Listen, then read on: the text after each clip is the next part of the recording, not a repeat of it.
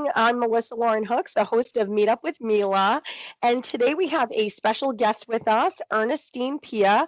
She is a licensed therapist for adults and children. And she's here to talk to us today about staying sane during times of COVID. Welcome, Ernestine. We're so excited to have you today. Thank you. I'm really excited to be here. Thank you so much. So basically, if you could just tell us a little bit about yourself, the work that you do, and we'd love to just hear more about you and the topic that you'll be discussing today. Thank you. You did a really good job introducing me. So it's nothing more besides that. But yes, I am a licensed therapist for adults and children. I've been doing this for quite some time now. Started off working predominantly with people in inpatient hospitalization, which, wasn't around COVID times, but for them, they were always in crisis. And I know now with the worldwide crisis that we're going through now with COVID-19, a lot of people are finding themselves in places that they never thought they would before. And so what I'm going to talk about now is, how to stay sane during the pandemic. So I have a few tips and tricks for that. Okay, great.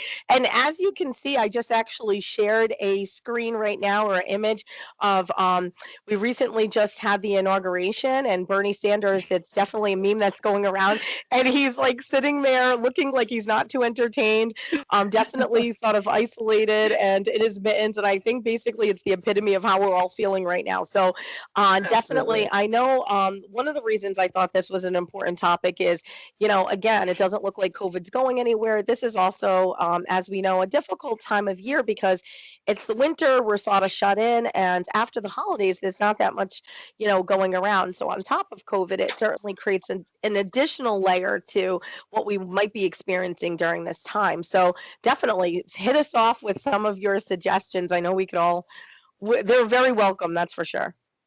Absolutely. And so one of the first suggestions that I have is being able to maintain your physical health. That's extremely important during these times. And a lot of us are working from home. A lot of us have our children at home as well. And so it's not a lot of opportunities that we once had before to kind of stay active during the course of our day. And so maintaining, an active lifestyle in and out of the home can be something that you can do. And so in the home, there's different types of things like YouTube exercises. You can throw some YouTube channel on that someone's doing an exercise on that, and you can copy them. Okay. You can even, see there's different things out there such as virtual home exercise training. And so you can kind of jump into something like that just to maintain your physical health. Also, outdoor activities. A lot of people are afraid of going outdoors because they don't want to be around anyone. But there are different types of exercises that don't really require you to be around a lot of people, such as outdoor running. When you're running, you're literally running away from other people. And so you don't have to, That's a good point. Right. And also outdoor walks, various types of outdoor exercises like hiking, that's something that you can do to maintain, your physical health during this time. That's definitely a good point because I think especially for those of us that were fortunate enough to work from home, a lot of times you're realizing like if you wear like a Fitbit or a watch or anything like that that keeps track of your steps, it's like it's a lot lower when you're just, in your own space. We don't have as much possibility of moving around. So I think that's really important. And then also breaking away from the spaces that we're in all day long, especially if you're working from home as well. So that's a great one. So number one, definitely maintaining your physical health. That's huge. Right. Okay. What's number two? One. Okay. Number two is protecting your mental health just as much as you protect your physical health. A lot of people, they spend a lot of time kind of perfecting, they go to the gym, they're sculpted, but, we still have to protect it. This is most important.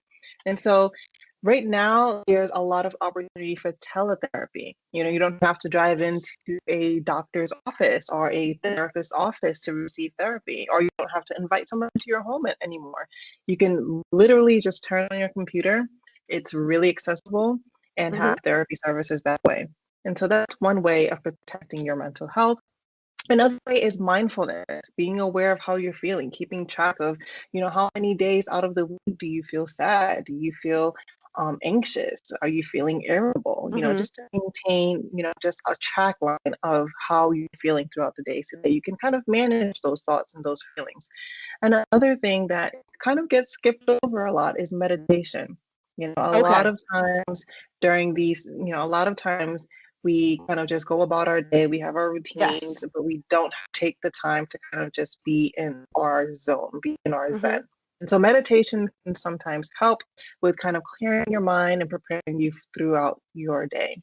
And so Hmm. those are some ways that you can protect your mental health just as much as your physical health. Yes, definitely. And one of the things that I think is a great idea, like you're even saying in terms of like mental health, is even just like you're saying, taking account of how you're feeling at any given time, whether it's once a day, just to sort of Right. have a journal of that, and maybe even tracking potentially, maybe what some and correlating maybe what some stressors may consist of. And I have seen that Yeah. there's some apps that actually do that as well. I don't know Yeah. if they're both. I'm sure they have both free and paid, so I don't Yeah. know if you've had any experience with those, but it Hmm. does seem like Hmm. there's quite a bit that's out there in terms of just being able to check in that way, which is Yeah. huge. Absolutely. I think there's an app called calm.com and it's pretty free, I think, for the most part. You can go on there and there's some guided meditation, some guided imagery meditations on there that you can do to Yes. kind of Yes. assist you. Also, even YouTube, if you go on YouTube, there are some guided meditation on there so that you can actually follow someone else's voice to kind of lead how you're doing your meditation. I think that's really helpful. Yeah. Definitely, definitely. And it's sort of sometimes just a way to also help us transition from one activity to the other, which I think is huge. Because sometimes it's like, you're just running and running and running. And then by the time it's time to go to bed at night and you have a busy day coming up, it's sort of hard to turn off all of that Mhm. extra noise and stimulus throughout the day. And then now it's time to go to sleep. So I know different apps like that really can sort of help transition into like a relaxation mode as well. Right. Absolutely. Absolutely. And so another way to stay sane during the pandemic is to tap into your creativity. I mean, we have a lot of time on our hands now, especially if Yes. you were the one that used to drive into the office and stay in traffic driving home. I mean, that's cut down if you're working from home. Yes. And so tapping into that creativity with the time that you currently have to spare might be helpful. And that can be Mhm. anything. It could be finding different projects. Currently I'm working on a wood project. And so I never would have done that before COVID. And so That's amazing. You said a wood project? yeah, I'm actually turning an IKEA dresser into what would be like a West Elm dresser, but Wow. less than half the price. And so Wow. That's hopefully that goes awesome. well. Yeah, so it's like a do it yourself kind of project and that. Yeah, Okay. yeah. That's Hmm. really great, Hmm. and I also think it might Yeah, be a great opportunity to, like, sort of just do some things that we probably haven't been able to do, like, whether it's something new or just something that we haven't been able to get yeah, around to. I think it's a nice time to sort of absolutely. experiment with some things like that, so that's definitely huge. Definitely. The other thing, it's funny when you say creativity, I've seen a lot of, those at home now paint nights that you can do that a lot of Oh, times were yes, those being, are great. done in, like, the actual studios, the paint studios, so it's Mhm. actually nice to see that there's options available that, you could do it by yourself. You could certainly do it Oh, with definitely. friends or like certainly your Mhm. protective pod of people that you should be, Definitely. around during COVID. So it does seem like there's definitely some businesses as well that are moving to those kind of, at Yeah, home things as well. Even if you're yeah. not someone that maybe ventures out as much and wants to maybe, Mhm. do something or can't find something yourself, there's definitely opportunity. So that is great. Definitely. Definitely. Yeah. Absolutely, which brings us to our next tip, and that next tip is keeping in touch. Talk about having your group of people that you're able to kind of engage with a new hobby, such as at-home nights, is definitely something that you can consistently do during the pandemic. Identifying and utilizing some of your supports is extremely important to have during this time. A lot of people feel Yes. isolated, a lot of people feel alone. You got to figure out who are your supports and really use them. Use Yes. them to talk to them, visit Mhm. them, safely, doing so safely. Planning phone calls or Zoom meetings Yes. to just see each other and kind of keep in touch. Even planning actual in-person visits if it's safe. That's Hmm. something that you can do during the pandemic. Yeah. Definitely. And I think also thinking about like also who are some of those people that actually might really benefit from that as well. So even if you might be Mhm. someone that's going into the office or have a job that's in person and you really haven't been affected so much with the isolation, but know that there are some people that that's not the case, maybe just even checking in on them, Yeah. especially people that we know that are in nursing homes or places that they obviously are not able to get guests on the Mhm. same level. Mhm. I have seen some places that have even asked, like, even if someone's even in the hospital, like to send letters and or in the Yeah. nursing home or different things like that. So I think it's huge in terms of really trying to just obviously stay connected and also looking after our neighbors as well and friends and family and because we just don't know sometimes what people are going through when it comes to this. And Absolutely. yeah, it can be Definitely. it can be really really tough. I'm sure for so many people. Absolutely. And so another tip that I have for staying sane during the pandemic is to create a routine. This is Okay. something that I tell a lot of my clients, especially my clients who are dealing with anxiety or Hmm. depression, because that creating that consistency, that predictability in their lives leaves a form of control. And so a lot of the times now people feel like they're out of control because we don't know Hmm. what to expect. Everything is just up in the air and nobody knows what's going on. And to Exactly. maintain that form and sense of control in our lives is extremely important, especially during these times. And so creating that, if you are a person who suffers from anxiety and depression, it keeps it at bay because you know what you're going to be doing throughout your day. And so Yes. that's something that we can definitely do. Definitely. I think that also helps too, like when you talk about sleep and just, eating habits and that kind of thing. Like even Mhm. just having a routine, you're not like, I know some people are saying, like, hey, I'm just going on the couch, then going back to the fridge, and then at the end of the night Mhm. going to sleep. And, so Mhm. again, trying to fit in some of the things that you said in your routine, like physical activity or mental check ins, as well as meditation. It's just huge because it Mhm. actually, you can fill up your schedule with those things, but you definitely will benefit from them as well. So that's definitely Absolutely. great suggestion. Yeah. And one of my last suggestions for staying sane during the pandemic is to turn off the news and turn on something else. Right now we're getting information overload, and you turn on every channel, and everyone is Mhm, tracking the coronavirus. There's nothing. When we talk about the things we can and can't control, that's one of the things we can't control. And so all of that information overload sometimes isn't doing any good for us. And so mhm. sometimes turning that off and then turning on something more enjoyable, if it's music or if it's another TV show, a favorite Mm. movie of yours, it might be helpful for you to kind of recharge and take a break so that you're able to kind of maintain your mental health. Definitely. I think that's huge. It's like it's that balance of, you want to stay informed, but also if you're realizing, maybe you just need to maybe get the news even through your phone and read it instead of watching it. Because if you're finding that you're staying tuned in way too long and your anxiety is going up and it's actually not helpful, or maybe even limiting it to every other day, not every day that you need to see that. I think that's huge in Right. terms of just sort of assessing too. Again, is that acting as a trigger for you rather than actually helping you make any informed decisions.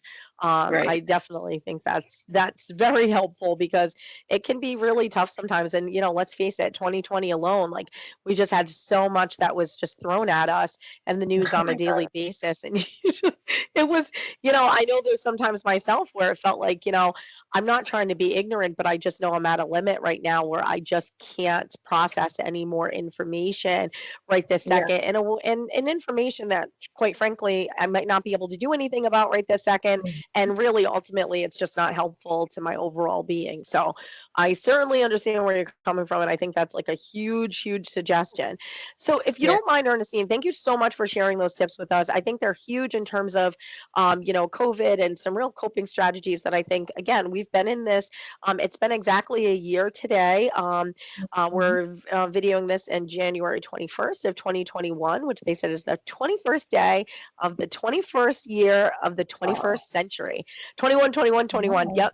So this is actually it marks the annual Actually, it's been the first case a year ago that a person in the United States had contracted COVID that we're aware Oh my of. goodness. So we've Wow. actually been in this for 1 year now today.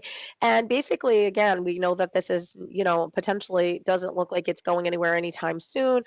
Even though Mhm, there looks like there's some hope on the horizon with the vaccination. But some of the things that mhm, I just wanted to ask you as well is, when you do talk about potentially getting a mental health counselor, which I think is definitely something that is needed sometimes throughout our lives at different points and times, and just as an opportunity to do some self check in and reflection, and maybe even and to also seek some professional help or services.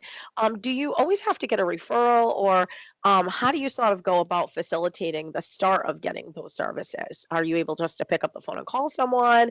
Should you call see your primary care doctor as a starter? Like, what are your thoughts on that?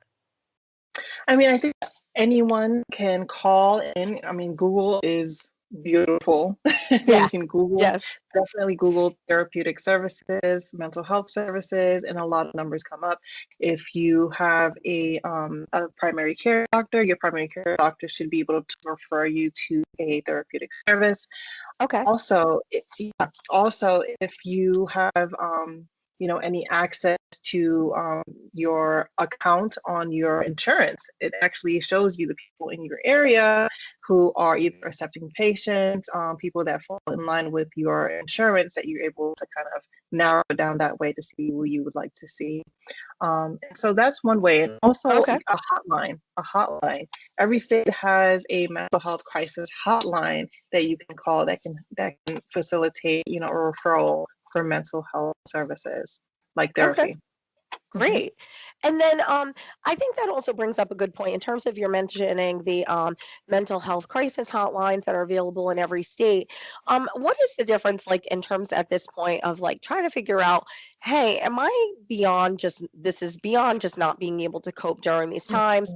Mhm. Mhm. I might be feeling like, my world has been interrupted by COVID, whether we know that there's a lot of people facing some really serious financial stressors at this time. It is certainly overload. I'm sure if you're having kids that are at home with you as well and trying to do schoolwork or even potentially being home Right. and working with a partner. So, what are some of the things that we realize like, okay, this is beyond just some basic, maybe having a little bit of difficulty coping here and there versus like, I really am in crisis mode and really need to be seeking some real serious care or potential treatment pretty quickly. And so everyone's the best expert on themselves. And so you know deep down if there's something going on. But the clear indicators that you're in crisis is that you're going to have excessive worry, anxiety, or paranoia. So if you find yourself having Okay. something like that, you know that maybe I'm going more so into crisis. Also, if you're having long periods of no relief from sadness or anger, okay, then you know Okay. that there's something going on. We're talking about long periods. So we're talking about weeks, probably even months. Also, if you're having extreme mood changes and switches, you know that if you're, having this 1 minute you're sad, 1 minute you're happy, 1 minute you're angry, and if they're changing really, Okay. really frequently, you know that there's something going on. Also, if there's any dramatic changes in your eating and sleeping habits, that's Okay. pretty much a clear That's indicator yep. that there's something going on. And so a lot of the times, it's difficulty to kind of differentiate between whether it's just I'm just having difficulty coping or Mhm. if I am in crisis because they look somewhat similar.